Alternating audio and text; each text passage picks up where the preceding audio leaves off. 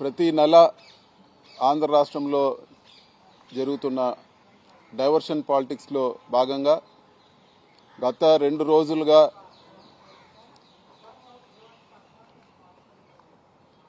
మా తండ్రి గారి పైన నా పైన భూ కబ్జా చేశారు, అది చేశారని చెప్పి పత్రికల్లో రాయడము, కనీస వివరణ కూడా తీసుకోకుండా ఏవంటే అవి న్యూస్లు ప్రింట్ చేయడము, ప్రజల్ని మభ్యపెట్టి ఏదో జరిగిపోయిందనే పరిస్థితి తీసుకొస్తున్నారు.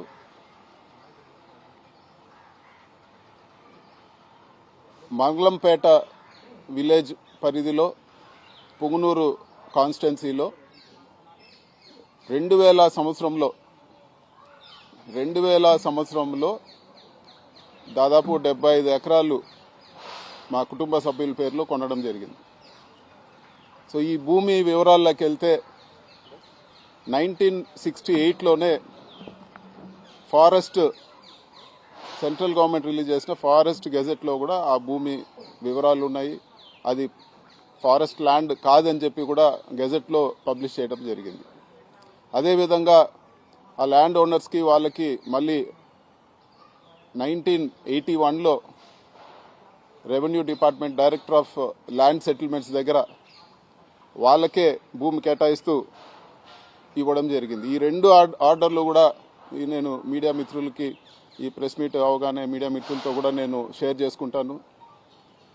ఇంత క్లియర్గా ఉండే ల్యాండ్లో ఈరోజు కేవలం లేనిపోని ఆరోపణలు చేసి ఏదో జరిగిపోయిందనే భ్రమ పెడతా ఉన్నారు. అసలు ల్యాండ్ స్కామ్ అని మాట్లాడుతూ ఉన్నారు. మీకు ఒక విషయం చెప్పాలా, ఇక్కడ ప్రభుత్వం రిజిస్టర్ చేసే వాల్యూ, ఒక ఎకరాకి ప్రభుత్వం రిజిస్టర్ చేసే వాల్యూ, ఒక మారుమూల ప్రాంతంలో మేము అక్కడ చెట్లు, మామిడి చెట్లు పెట్టి ఆవులు, దేశీయ ఆవులు అంటే మా ఊర్లో ఉండే ఆవులన్నీ కూడా తక్కువ పాలు ఇస్తాయి కాబట్టి అందరూ కూడా అవి బీఫ్ స్టాల్స్కి వాటికి అమ్ముతాం అంటే అమ్మకుండా పెట్టుకోవాలని చెప్పి 100 ఆవులు అక్కడ మేము పెట్టుకోవడం జరిగింది. మామిడి చెట్లు ఒక రైతులుగా మేము పెట్టుకోవడం జరిగింది. ఈరోజు ప్రభుత్వ రిజిస్ట్రేషన్ వాల్యూ మీకు ఒకసారి చెప్తాను. 1 ఎకరా 4 లక్షలు, 70 ఎకరాల కంటే మీకు దాదాపు 3 కోట్లు లోపలే ఈరోజు వాల్యూ వచ్చే పరిస్థితి ఉంది. ఇంత తక్కువ వాల్యూ ఉండేదాన్ని 2000 సంవత్సరం నుంచి రికార్డులు తారుమారు చేసి ఇవన్నీ చేస్తారని చెప్పేదానికి కొంచెమన్నా ఆలోచించి ఆరోపణలు చేయాలని చెప్పి కూడా నేను తెలియజేస్తా ఉన్నాను. ల్యాండ్ విలువ అంతా కూడా 3 కోట్ల లోపల ఉంది. మేము మా ఊర్లో ప్రభుత్వ హాస్పిటల్కి ఫ్రీగా ఇచ్చిన ల్యాండ్ విలువ 15 కోట్లు.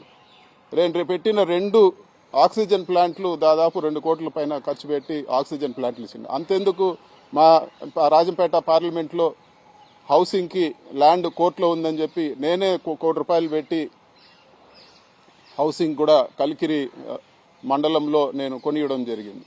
సొంత డబ్బులతోనే ఫీజులు కట్టడం కానీ లేకపోతే గుళ్ళు డెవలప్ చేయడం కానీ ఎంతో ఖర్చు చేస్తాం. 3-4 కోట్లకు ఏదో జరిగిందని చెప్పి ఒక మెయిన్ పేపర్ అంతా రాసి దానిపైన ఒక పెద్ద చర్చ పెట్టి దానికి ఒక కమిటీ పెట్టి క్లియర్గా డిపార్ట్మెంట్లోనే వాళ్ళ దగ్గర revenue department director of land సెటిల్మెంట్స్లో ఆ భూమి గురించి ఉంది. అదేవిధంగా ఫారెస్ట్ డిపార్ట్మెంటు 1968లో ఇచ్చిన గజెట్ ఆర్డర్ కాపీ కూడా ఫారెస్ట్ డిపార్ట్మెంట్ ఇస్తే తీసుకోవడం జరిగింది. దాంట్లో కూడా అది ప్రైవేట్ ల్యాండ్ అని ఉంది. కేవలం ఇది ఒక దుష్ప్రచారం చేసి బురద కొట్టే ప్రయత్నం చేసే కార్యక్రమం మాత్రమే అని చెప్పి కూడా ఈరోజు నేను తెలియజేస్తా ఉన్నాను. కొంచెమన్నా ఆలోచన లేదు చంద్రబాబు నాయుడు గారికి. కారణం పూర్తి ద్వేషంతో ఉన్నారు. ఏదో ఒక విధంగా కక్ష సాధింపు చేయాలా, పెద్దిరెడ్డి గారిని ఏదో ఒక విధంగా ఆయన ఇబ్బంది పెట్టాలా లేకపోతే మమ్మల్ని ఇబ్బంది పెట్టాలా అని చెప్పి ఆయన పూర్తి కక్షతో నిండున్నారు. కాబట్టి ఎవరు ఏం చెప్పినా కూడా ఆలోచించే పరిస్థితి కూడా లేదు. ఎంక్వైరీ అంటారు. ఇది వరకు కొన్ని రోజుల ముందు మదనపల్లిలో ఒక ఫైల్స్ కాల్పినాయని చెప్పి మేమే కాల్చినామని చెప్పి రకరకాల ప్రచారాలు చేశారు. ఆ రోజే నేను ప్రెస్ మీట్ పెట్టి చెప్పాను. ఇదే ఢిల్లీలో నేను ప్రెస్ మీట్ పెట్టి చెప్పాను, ఏ ల్యాండు మీరు పలానా ల్యాండ్ ఫైల్ కాలిందంటే ఈ ల్యాండ్ చూపిండి. ఆడు ఉండేది 3 ఎంఆర్ఓలు ఉన్నారు మదనపల్లి నియోజకవర్గంలో. ఆ 3 ఎంఆర్ఓ ఆఫీస్లో ఫైల్స్ ఉంటాయి, పైన కలెక్టర్ ఆఫీస్లో ఫైల్స్ ఉంటాయి. ఆ ఫైల్స్ ఏదో చెప్పంటే ఇప్పుడు వరకు చెప్పరు. మదనపల్లి ల్యాండ్ ఫైల్స్ మదనపల్లి అంటారు కానీ అది మాత్రం చెప్పరు. ఇంతవరకు విచారణ ఏం చేస్తారు 9 నెలల్లో? మీరు కనీసం పలానా ల్యాండ్ సంబంధించిన ఫైల్ కాలింది కూడా ల్యాండ్ కూడా మీరు ఐడెంటిఫై చేయలేని పరిస్థితి. ఇవన్నీ కూడా కేవలం తప్పుడు కేసులు పెట్టి ఏదో ఒకటి ప్రజల దృష్టిలో దుష్ప్రచారం చేయాలన్న ఒక ఉద్దేశంతోనే జరుగుతూ ఉంది. ఇది వరకు ఎలక్షన్ ముందు చూస్తే 1000 కోట్లు శాండ్లో చేశారని చెప్పి చంద్రబాబు మాట్లాడతాడు, లోకేష్ మాట్లాడతాడు, పవన్ కళ్యాణ్ మాట్లాడతారు. అందరూ కూడా అందరు ఎత్తుకొని ఒక దుష్ప్రచారం చేశారు. మరి ఈరోజు మీరు గవర్నమెంట్ వచ్చింది, ఏమైంది? మీ ఇన్వెస్టిగేషన్ ఏమైంది? ఎక్కడున్నాయి ఆ 1000 కోట్లు? అనవసరంగా ఊరికే బురద కొట్టడం తప్పితే, ఇలాంటి ఆరోపణలు చేసి ఇబ్బంది పెట్టాలని ప్రయత్నం చేయడం తప్పితే ఎక్కడ కూడా వాస్తవం లేదని చెప్పి కూడా నేను తెలియజేస్తా ఉన్నాను. అంతేకాదు, పేపర్లో నేనే చదవడం జరిగింది. డిస్టిలరీలో ఎస్పీవై రెడ్డి డిస్టిలరీలో నాకు భాగముందని చెప్పి మాట్లాడారు. ప్రూవ్ చేయమని చెప్పి నేను అడుగుతా ఉన్నాను. నేను ఎన్నిసార్లు మాట్లాడినా కూడా ఇప్పుడు వరకు కూడా ఎక్కడ మీ అధికారం ఉంది, మీ డిపార్ట్మెంట్ ఉంది, మీరు ప్రూవ్ చేయండి, మీ ఆరోపణలు ప్రూవ్ చేయండి, లేకపోతే క్షమాపణ చెప్పమని చెప్పి కూడా నేను కోరుతా ఉన్నాను. క్లియర్గా మీ దగ్గర రికార్డ్స్ పెట్టుకొని నిన్న ఎత్తిన డ్రామాలో 75 ఎకరాలు ఫారెస్ట్ ల్యాండ్, ఇది పట్టా ల్యాండ్ కాదని చెప్పి కూడా మీరు చెప్పడం జరిగింది. మరి రికార్డ్స్ అన్నీ కూడా క్లియర్గా చూపిస్తా ఉన్నాయి. 1965లోనే సెంట్రల్ గవర్నమెంట్ గెజెట్ ఇచ్చింది. అదేవిధంగా రెవెన్యూ డిపార్ట్మెంట్లో కూడా రికార్డ్స్ ఉన్నాయి. మరి మీరు ఈరోజు ఏం జవాబు చెప్తారని చెప్పి కూడా నేను అడుగుతాను. తప్పుడు ఆరోపణలు చేసి మళ్ళీ కూడా దాన్ని అలాగే నాంచి మర్చిపోతారులే ప్రజలు అని చెప్పే ప్రయత్నం మీరు చేస్తూ ఉన్నారు.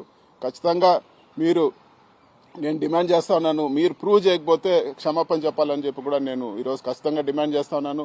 కేవలం కక్షపూరిత పాలిటిక్స్ కి ప్రాధాన్యం ఇచ్చి ఈరోజు మీరు ఇచ్చిన హామీలన్నీ కూడా గాలికి వదిలేశారని చెప్పి కూడా నేను తెలియజేస్తా ఉన్నాను.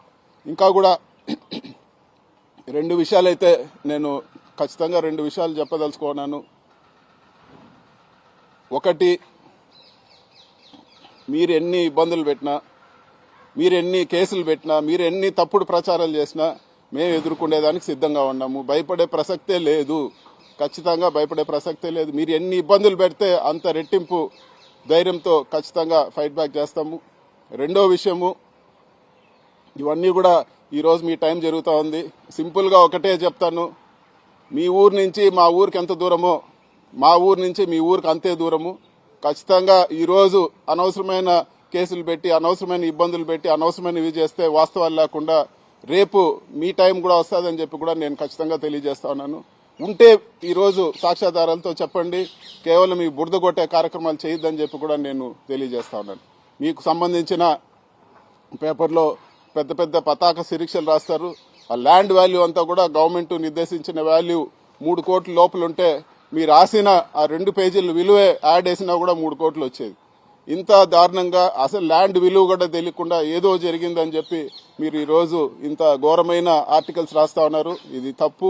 ఖచ్చితంగా అన్నిటికీ ఇప్పటి వరకు సరే ఏదో గవర్నమెంట్ మారిందని ఆలోచన పరిస్థితి ఉంది. ప్రతి దానికి కూడా చేసేదానికి ప్రతి దానికి కూడా ఖచ్చితంగా ఫైట్ బ్యాక్ చేస్తాను.